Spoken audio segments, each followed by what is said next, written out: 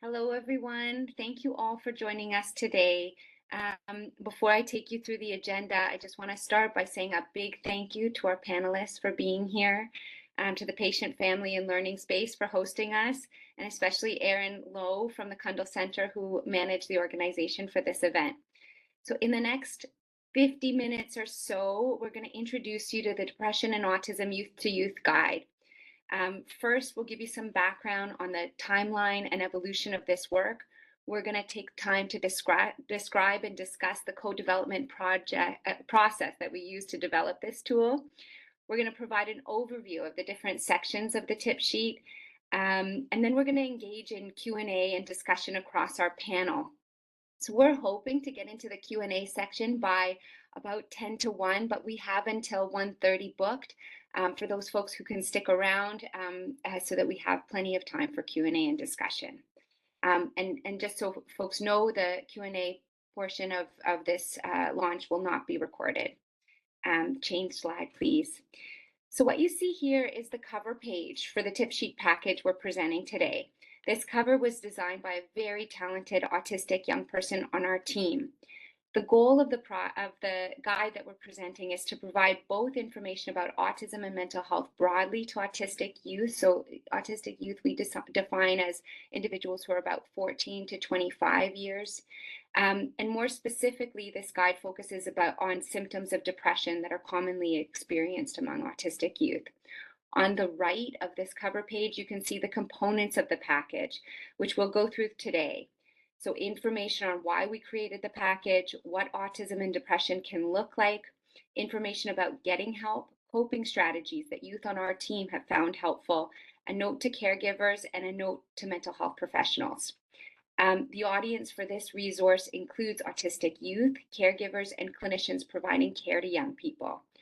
The project initially began based on an interest to improve the quality of the resources we have available for the young people we serve in our autism and mental health clinics across the Child, Youth, and Family Service and Adult Neurodevelopmental Service here at the Center for Addiction and Mental Health. Many individuals, autistic individuals, experience mental health challenges and need access to high-quality evidence-based care.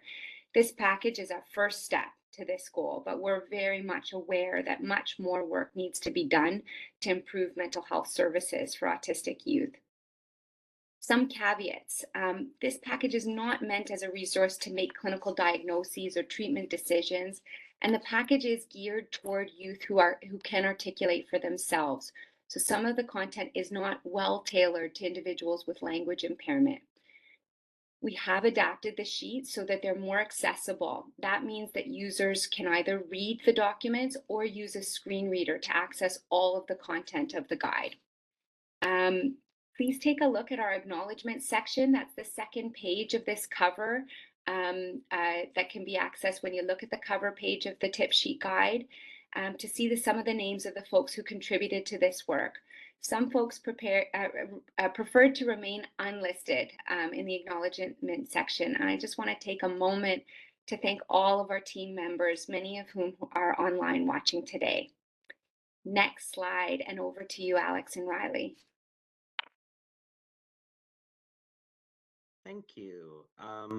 So just a note on language, for the purposes of the guide and today's presentation, we are using identity first language, i.e. autistic, as recommended by us, the youth advisors. We recognize that while there are a variety of opinions and feelings on the subject, we wanted to have identity first language as the default, as a sign of destigmatization and acceptance of autism as an inherent part of the individual. We invite individuals using this guide to use the language that they feel most comfortable with. Okay, so here I'm going to take a couple of minutes to orient you to the timeline and the process that we undertook to complete this work. So our guide, as you can see here, is the culmination of more than 2 years of collected effort to develop the product. Our team of clinicians first put in a grant to the Family Services Community, a Family Services Community grant in the fall of 2019, proposing to create a mental health resource for autistic youth. We received funding in March 2020, exactly at the same time as the pandemic hit. So it took us a couple of months to organize ourselves after that. The grant funding that we received was supplemented by additional support from the Kundal Center for Child and Youth Depression and the Azrieli Adult Neurodevelopmental Center.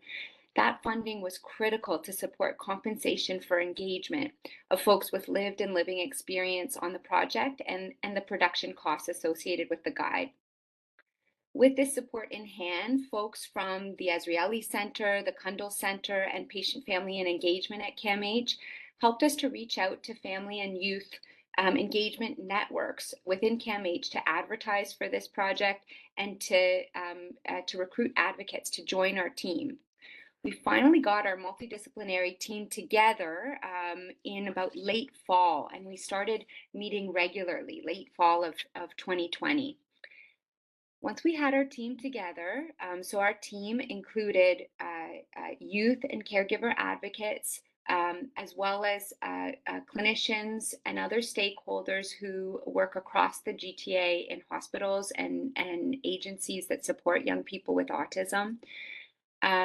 Once we got our group together, we met regularly and we had to figure out what we would deliver. So we wanted to present a resource for autism and mental health, but we didn't know exactly what we would focus in on, and we wanted the co-development process to start there in terms of figuring out this focus. The first few months of our work together was dedicated to searching and evaluating mental health resources that were out there. And what we found is that the resources that were out there were dated. There were few for youth, few that were scholarly and evidence-based that focused on autism. And the available resources tended to be from one perspective, and there was little out there to support youth, but also parents and the clinicians providing care. I'm just going to remind folks to mute themselves because I think there's some background noise there. What floated to the top after we went through what resources were out there that there was a really big gap in tailored resources for youth, and particularly focused on mental health. We initially wanted to provide a broad resource, but then we quickly figured out that we needed to hone in our focus to make sure that what we delivered was going to be high quality and also feasible in the timeline that we had. As a core team, so we made a decision to focus on depression because of the huge needs. So it's very high prevalence of depression among youth with autism, and also because that focus aligned with the mandate and the expertise of our team. Once we landed on that goal, we realized we needed more perspectives included in order to develop content. We recruited more youth and caregivers from the various networks that I mentioned before, and we actually split off into 3 groups. So that's what you can see on the top of the slide on the left here. We had a core team that included our multidisciplinary team, and then we had 2 sub-teams, one of caregivers and one of youth, that developed the content with a facilitator that was part of our core team. Once the content was developed across the youth and caregiver groups, we went back and forth to kind of refine the content over time. There were some bumps along the way. These tended to be differences of opinion on focus, or sometimes a feeling among a member of the group that they weren't being heard or understood across the group. At these times, we debriefed and made a plan of how to improve communication. We were really fortunate throughout this co-development process that we were able to rely on CAMH's expertise in this domain. And there was some extra support in this regard in terms of debriefing and improving communication. And we were also really lucky that our team coalesced over time and we had the time for that process to take place. As you can see here, there was this kind of organic, this red hatch line process of how the co-development process took place over time. Our resource was completed actually in the summer of 2022, and that's when we came together in person. That was really meaningful for our team because all of the work happened virtually in the context of the pandemic. We came together on the CAMH campus and we had an opportunity to socialize, reflect on the process, and we actually reviewed the final content together as well. And then what you can see here is after the resource was completed in October, we had a soft launch, And then we did some accessibility work after that. And then we launched our event now. Sorry, there's an announcement in my background, and I'm going to pass it on. Slide, please. Thanks, Stephanie. So, as Alexa said, my role is as a family engagement and research coordinator at CAMH. And what I help to do is facilitate some of the engagement aspects of projects like these. So I came on board actually to help the caregiver smaller group co-create and co-design the caregiver aspects of the guide. But what I want to just briefly talk about is that we use various frameworks of engaging advisors on projects such as these. And this just illustrates a very simple framework of various levels of engagement. So what we know from the literature and what we know from engagement frameworks, you can have consultation advice from advisors, which is very minimal. It could be simple feedback. You can then a little bit more engagement is to involve advisors helping to make some decisions, and to moving towards collaboration where advisors are very involved in the formation and the decisions and working as partners in the project and on the most important aspects of the project. And finally, into the real co-design aspects of engagement really would mean that the projects are initiated by advisors and the project and is led by advisors, and the project team or folks at CAMH take a secondary role. And I would say for this project, we floated really from involved to collaborate to co-design, and at various aspects, advisors were leading, especially the youth team, and they'll describe it, were leading the co-design process. There were others where it fell back to the core team, as Stephanie talked about. So just keep in mind that when engagement happens, it really is a bit fluid, but really the purpose was to have our family and youth advisors really be involved in that co-design level.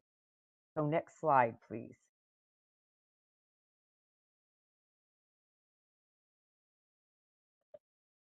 So I'm going to hand it over to Shailene here, and to really focus on the reasons why caregivers wanted to step in. So go ahead, Shailene. Thanks, Connie. So why caregivers really want to step in, for me, it's absolutely, this is work of the heart after navigating alongside our person who, it was a really, really difficult journey. So wanting to help others kind of maybe navigate their journey a little bit differently with some tips and ideas from other folks who have been there and been through it. So really, we don't want families to go through what we went through. As sometimes there are silos which create barriers to care. This can feel like a really, really lonely, hard journey sometimes. So having someone to walk alongside it with you, even in the format of these tip sheets, is helpful. It was also really hard for me to figure out, and for other caregivers to figure out, where do I fit as a parent and where do I fit as a caregiver? So hopefully these tip sheets will again provide some guidance with that. Collaborating with others on this project, we hope to provide ideas that are helpful. We wanted to create something that really is a connection. Caregivers and families absolutely belong and are a part of this process. And in the design of this guide, we're hoping to kind of bridge that gap between youth, clinicians, and those who love them by connecting caregivers with some information and ideas that they may not have seen or heard of previously. Another really, really super important heart work piece is letting other caregivers know that you're not alone. This can be a really emotional journey, and sometimes it can be somewhat isolating. So it's really important to emphasize the value of the caregiver perspective in addition to the voice of the youth, as caregivers matter and need support too. Hope. That was a word that I struggled with for a long time, but hope is a really important piece here. As advisors, we get the journey that we've been on, and it has been full of heartache at times. However, holding on to hope in those really challenging times matters probably the most. Finding a way to practice joy every day, and it is a practice, and hold on to hope that things can and do improve. As a caregiver advisor amongst the team, we were able to kind of bridge to the core team, providing multiple perspectives and viewpoints of what the day-to-day looks like and what works and what may not work effectively. Highlighting the importance of the youth voice, I think, is also something that caregivers do pretty well, as it's so necessary for all of us to be on the same team, honoring each other's voices and ideas. Connie, is there anything else you would like to add to that? No, I think you got it right on, Shailene. That was Thank, great. thanks, Connie. Next slide, please. So yeah, let's talk about what the youth hope for this resource was. Well, we say in this community a lot, if you've met one autistic person, you've met one autistic person. We are all very, very different. And originally on this project, I was the only autistic advisor on the guide as a part of the core group. But it was clear that a wider group of advisors were necessary to include multiple opinions and lived experience, so a full advisory group of autistic youth were added to the group. The way that in which autism and co-occurring conditions present can vary widely from person to person. This is why it was so important to have a diverse group of advisors with different lived experiences of autism and depression. I did not want to speak for all autistic people because I don't think that I have that ability. So in this guide, we take the time to lay out a number of different possible signs that could warn of depression in autistic individuals, but also recognize that no one single symptom or group of symptoms is necessarily an indicator. The main concern that we highlight in the guide is a change in behavior.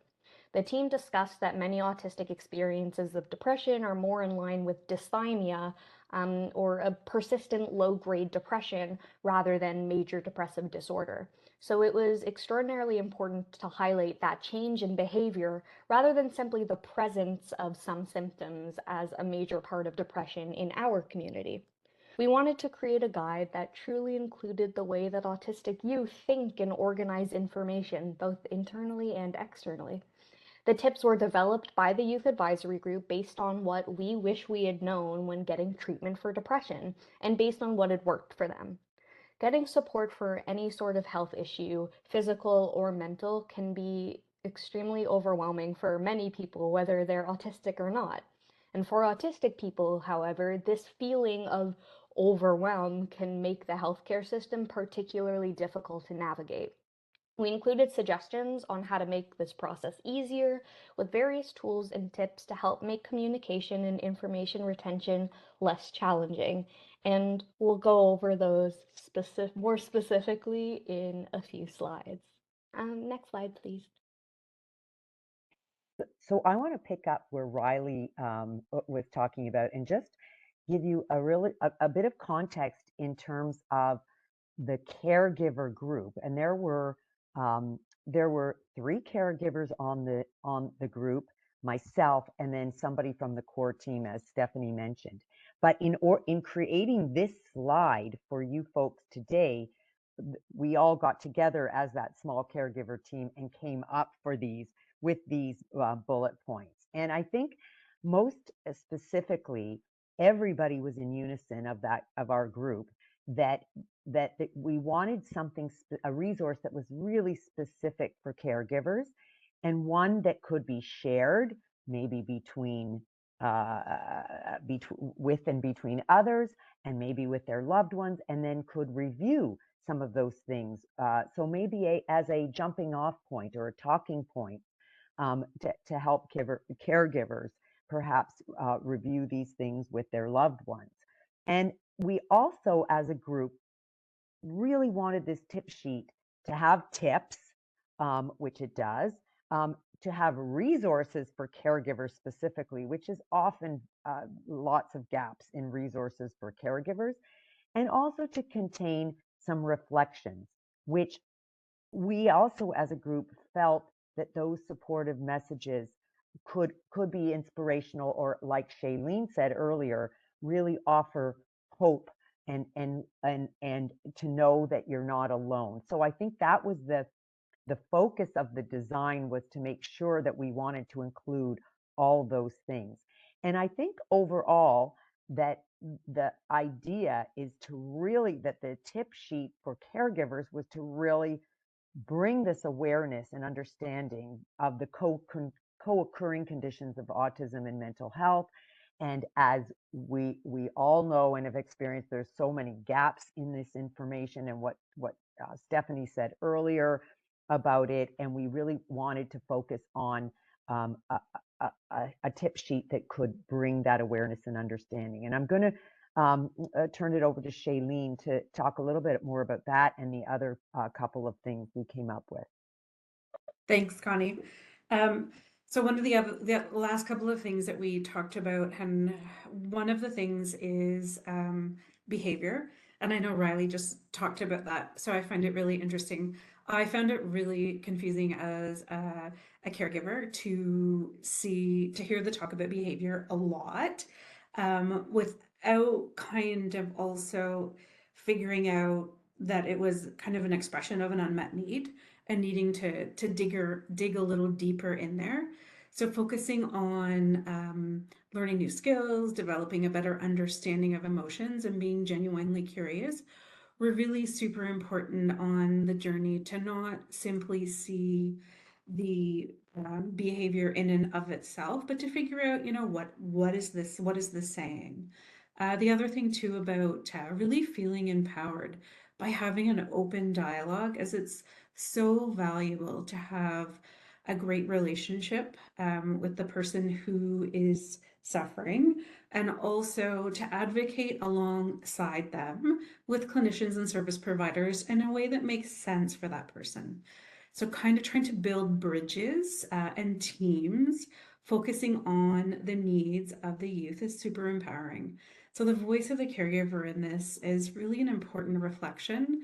And we also need to make sure that the support is respectful to both the youth and the caregiver. Next slide, please. So our co-development process was long and complicated, but the specific important parts we wanted to bring up because we thought that it would be important to share.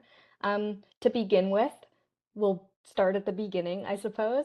And the important piece that we wanted to talk about here was that where we started wasn't actually where we ended up. So a lot of the times, especially in research and, project creation, you have an idea of what you're going to do going in, and very often it doesn't end there. Sometimes it ends better. I certainly think that we have created something more impressive than what we had started with, but we didn't know quite what we were doing at the beginning. It has changed a lot over time. As Stephanie said with our timeline earlier, we started in one place to figure out what was feasible, and that shaped the process for the rest of the project. And as Stephanie said earlier, it took about a year to figure out the goals and the specifics of the project that we were creating. And in that process, the group coalesced and developed comfort and trust among members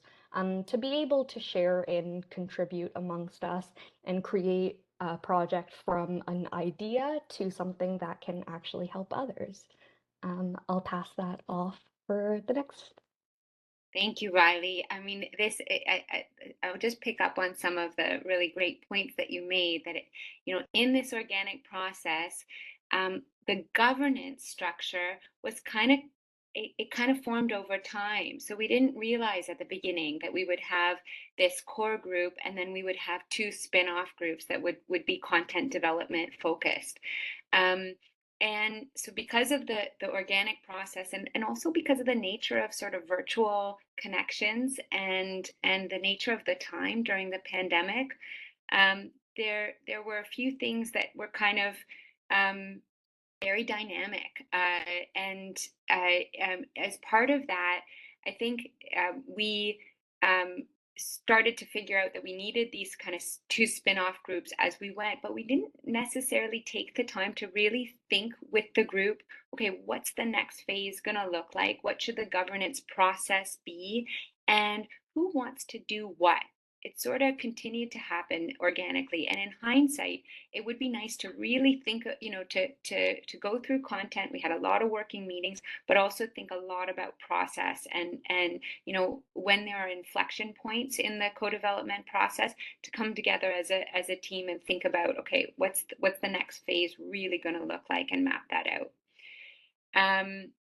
We also realized as we went on that it's really important to have multiple voices represented, so that one self-advocate or one caregiver advocate doesn't feel like they have to represent everyone, and that they have someone else to kind of buddy up with them at each meeting, so that they could sort of share that load to some extent. Shailene, do you want to pick up on that? Yeah, I would just reiterate that it feels like a pretty daunting task to represent a group of people when, as Riley said it at the beginning, one person, one person. Because I feel like so many voices can add value to the whole process. And the next is creating safer spaces. Connie, did you want to talk about that?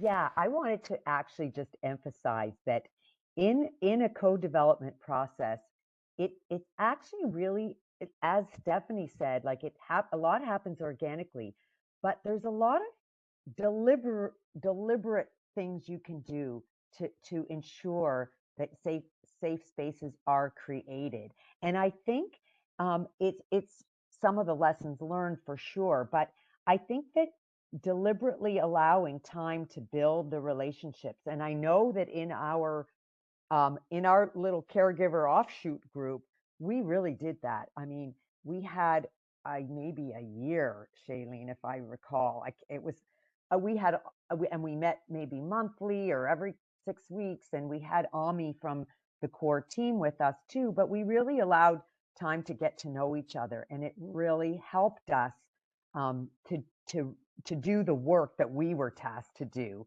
And I think it was really important for making everybody in that space feel really good about their contributions and open about it, because it was a safe space. So that's a really important aspect when in co-development of stuff like this, that it really does need some of that thinking and planning on how to be deliberate about it. And we just took the time in our group, for instance, to get to continue to get to know each other, and that really allowed it to then organically develop.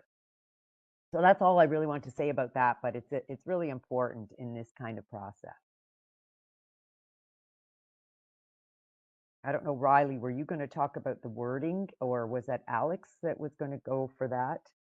That's me. So kind of going back to the point about, representation and, not one person having to or being able to represent everyone. There were a lot of different problems we had to address with terminology. We all had different perspectives that made it kind of tricky to figure out what wording to use. People get very nervous about it, often get stuck on wording. Um, we have to be, transparent about the choices we made. We have to find, where are the places where we can find agreement? Where do we, reminding ourselves that we have a common goal? How can we come together? And that whole process, I think, really kind of came all together at the very end, when we sat together in person for the first time and had an opportunity to sit down and go through the whole guide together and wordsmith a bit. And I'll pass it off to Riley to talk a bit more about that. Yeah, so as Alex said, we came together at the end of the creation of this project to celebrate in person, which was very exciting and very difficult to do since we were still very deep in the pandemic. But it was worthwhile. It was a socially distanced celebration in one of CAMH's outdoor spaces during the summer. Thank goodness the weather was nice because we got to sit outside. And I got to meet my fellow youth advisor, Alex, for the first time. And actually, since then, we've developed both a friendship and a working relationship that I'm extraordinarily grateful for.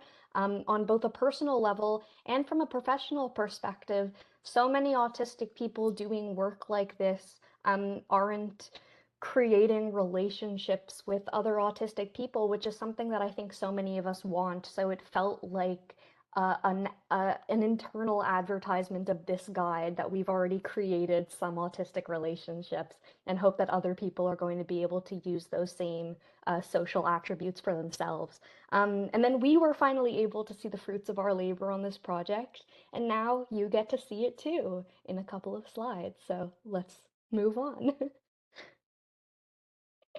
So I'll just speak a little bit to the lessons that we learned. I think we've talked a lot about that already, but one of the lessons is that the mix matters.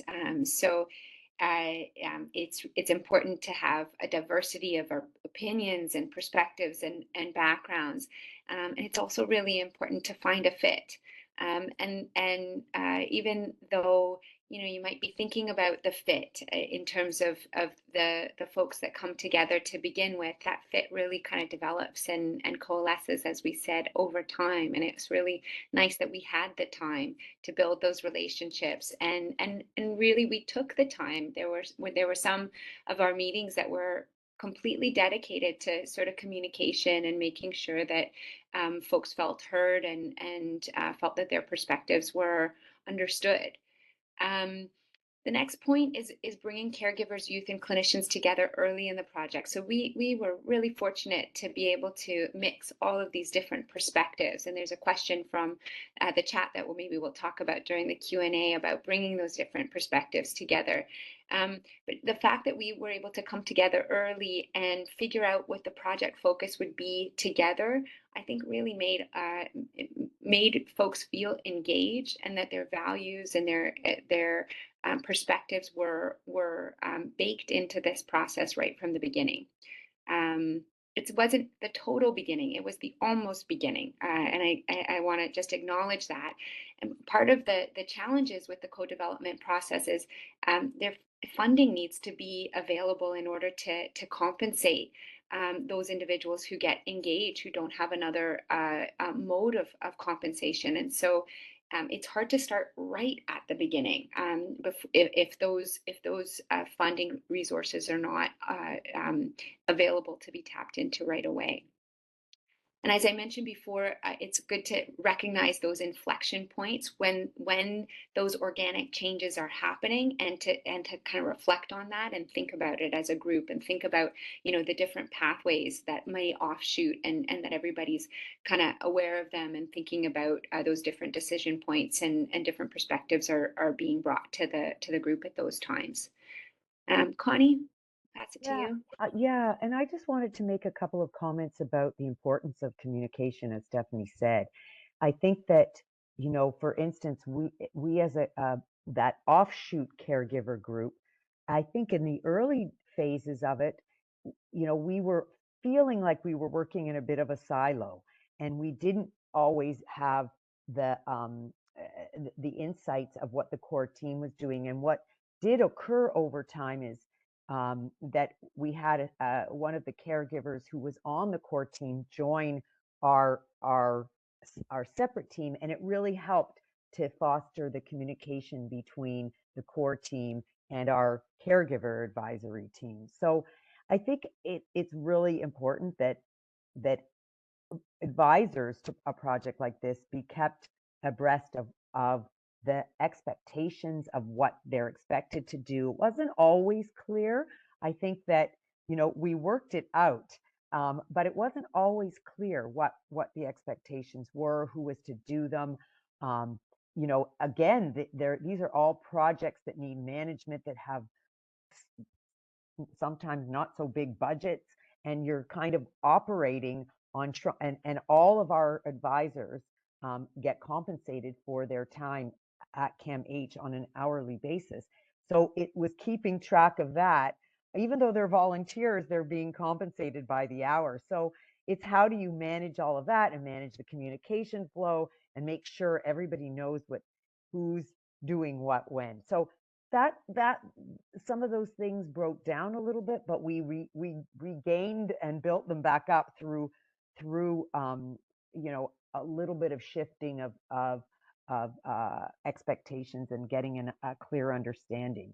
And I think that that's what happened, and we were able to really come out with a guide that we're really proud of. So yeah, sometimes it doesn't always go as straightforward as you expect. So that's a lesson learned too, that you could also, in doing a project like this in the future, plan out some of that communication. How's that going to happen? How are we going to be the most efficient at it? It's not always obvious, it isn't, and things are always moving.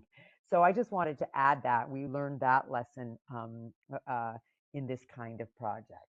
So I think we should move on to I think the next slide dives a little bit, into Riley and Alex's specific.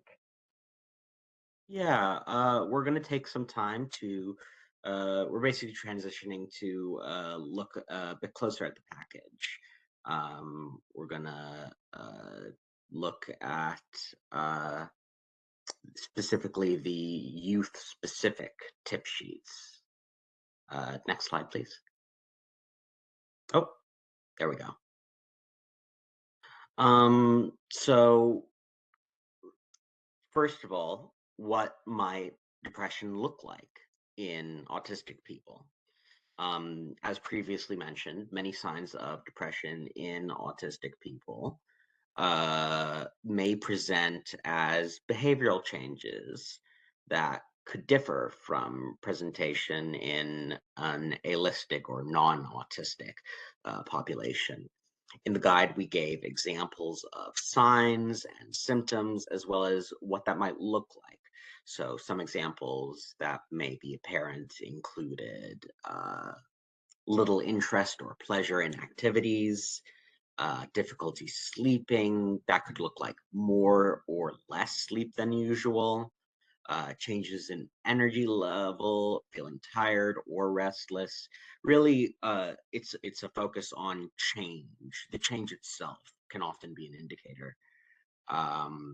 Some less frequent examples might be changes in thinking or processing speed, like brain fog, differences in physical pain threshold could be higher or lower than usual. Sensory overload and an increase in meltdowns and shutdowns. Next slide, please. So one other thing that we have in our tool is getting help and tips for diagnostic processes, both for, depression and just general tools. So some of the tips that we have include letting you know about preparation pre-appointments. So bringing written notes, or a caregiver, a friend, somebody that can help to translate for your practitioner. You can also develop schemas before your appointments, such as who will be at them, what will happen, planning those things out in advance to reduce some of the anxiety that autistic people often have when in the presence of practitioners. We also have some tips, again, from youth for during appointments, such as some questions that you should ask practitioners, how to fill out questionnaires, understanding some of the questions and talk that often happens that is often difficult for autistic folks. In addition to that, there's communication, individual to professional, and how to access assistive technology or AAC, and not always knowing the answers to questions. We also have the clarity of information, explanations of why some questions are asked, what those mean, so that the understanding from an autistic perspective makes more sense to them, and a lot of choices and alternate options to assist youth. Basically, getting help is very important, and that was a real priority in the creation of it, because it's not just looking out for what might become a diagnosis of depression, but also how do you access the institutions that we have to go through. Next slide, please. Thanks, Riley. So next we look at coping strategies. The youth advisors, we shared various coping skills that we ourselves had either used or seen being used by other community members to improve mental health in an autistic affirming way. So some examples included keeping yourself fed, having safe foods nearby, stuff that's that you know you're able to eat at any given time and are easy to make, resting and recharging, having a safe and comfortable environment, which, you know, we also recognized is not always possible. Creative outlets and hobbies, having you know, easy access to our various special interests and being able to continually engage in them, setting simple, easy to achieve goals. Oftentimes when an autistic person is in the middle of you know, a depressive episode, it can be really easy to feel like you're just not able to do anything. So setting those small little things and being able to see, oh, I am actually able to accomplish this, and this can be really, really helpful. And having a safe person who can support you through all of this. Again, you know, not always possible, but to the best of your ability, if you're able to have someone like that, it really makes a huge difference. And with that, I'll pass it off to Shailene to introduce the next section. Thank you. So the next section is similar to what Alex just did in terms of the caregiver specific tip sheet and a note to caregivers. When we worked together on this, and there was a lot of work to condense our many ideas in a way that we felt represented well the ideas of all of the caregivers involved in this. First of all, I'd like to say that coping with depression is really hard for youth and also for those who are involved in their lives, so that we hope the ideas that we've put together here are both helpful and validating in your own journey. So the first one, education is super important. Try to get the facts and all of the facts that you can. Remembering, of course, that autism and depression may uniquely represent each other. So ask your youth, ask the person in your life. Not only reach out for the formal education channels, but also ask, how can I help? So hopefully the resources in here may be helpful in providing some direction as to where to connect to that information. You know your person really well. If you're concerned, be open, share your observations, and ask for their feedback. That is a really important link. Really value that relationship with your person so that they feel open and able to come to you when there may be concerns. Focusing on that relationship builds trust and it helps you feel comfortable in sharing. It's also important that we're sharing what our youth is okay with us sharing, and also to note that if safety is a concern, it may be necessary to share private information. No one is to blame here. Depression may be at times expressed harshly, so there might be some words that kind of hurt. Remember, though, this is not personal. Depression impacts how a person feels, thinks, and acts. Walk alongside each other, recognizing that pivoting is going to be a natural and necessary part of this process as we learn new things, even the coping skills that were just referenced that apply equally, I think, to caregivers too. We all need to make sure that we're employing some coping mechanisms here. But as we learn these skills, make sure we're walking side by side, step by step. Self-care. I don't think I can reiterate enough how important self-care is. We can't pour from an empty cup. Try to hold yourself as though you were your own best friend with compassion, as we're going to make mistakes, and that's okay. Mistakes create an opportunity to learn and to do something differently. Make sure you're finding time for joy, even in these really challenging times, as caregivers need and deserve breaks too. And again, as we referenced at the beginning, you're not alone. We're here as proof that there are other people along this same road. And it's really important to connect to those people so that you can feel understood, as we're super strong as a team, and asking for help from others is a strength. Next slide, Stephanie will take us through the clinician specific checklist. Thanks, Shailene. So as you can see from all of the different tip sheet packages, so we have these kind of separate tip sheet packages to support different parts of the process in coping and getting help. And what we envision for the note to mental health professionals is that, you know, if a caregiver or a youth is has maybe been diagnosed with autism and depression, or they are thinking that this diagnosis might fit for them, and they're hoping to get that to resonate with their clinician, this tip sheet can actually be sort of handed to the clinician to give them a little bit more background knowledge, being aware that, you know, many clinicians don't have lots of experience in either identifying co-occurring mental health conditions in autistic youth, or providing care.